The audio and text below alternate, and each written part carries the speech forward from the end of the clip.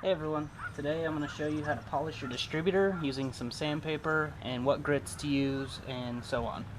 First thing you're going to want to do is write down the firing order if you don't already have it memorized, which I do, but if you can see this one is cylinder 1. It's the one right over here by the connectors. And then 2 is right below it, 3 up top, and then 4. You could probably look the diagram up if you forget it. You can just Google it. My connector is broke on here, so I'm just going to cut the wiring and replace the connector while I'm at it. My big connector, I just undid it. You shouldn't have this problem. Most people's connectors work fine. You're going to need a 12mm wrench or ratchet. You're going to want to loosen the bolts.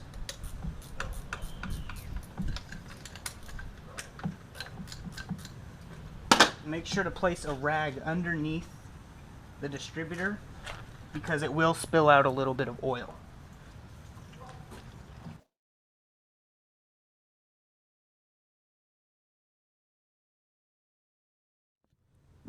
Okay, next on the list, you're going to want to clean this up.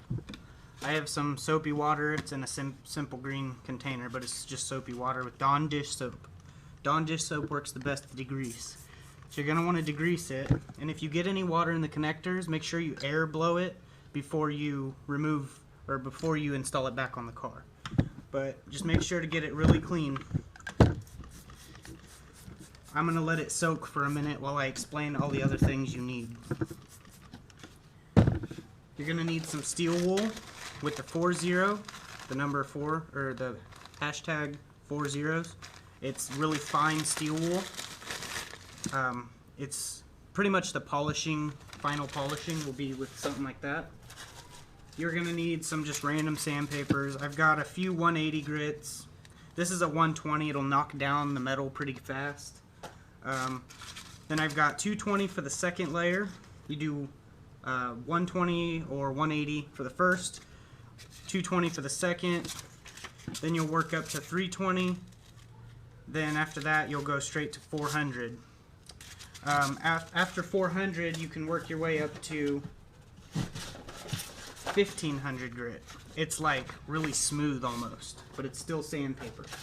After that, the final polishing will be with the steel wool, the really fine steel wool.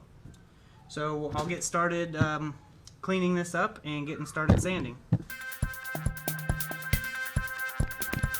Okay, now after we got it cleaned up, it's pretty clean. You're going to want to start with this side where it's flat, because that's the side you're going to see the most. This side and the top, when it's on the car, depending on which engine you have, which I have the D series obviously, it'll sit like that with this on the side. The OBDOs and yeah, I just think it's OBDOs, they sit like this, so the flat spots up top.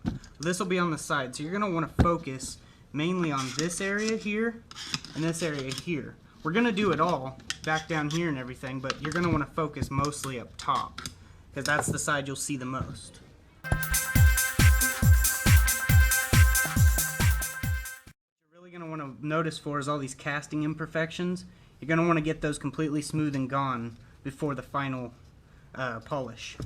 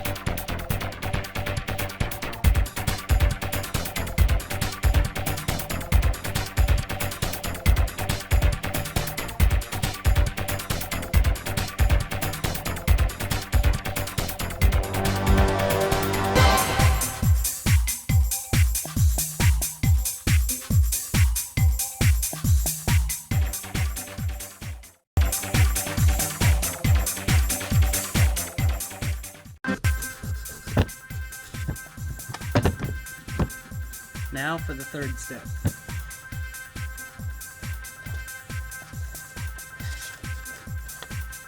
$400.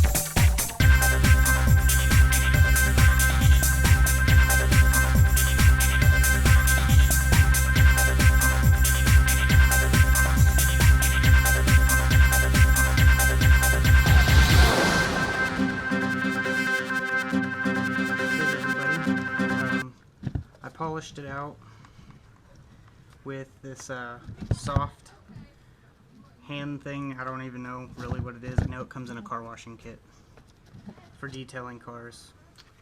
There's still a little bit of that in spots here.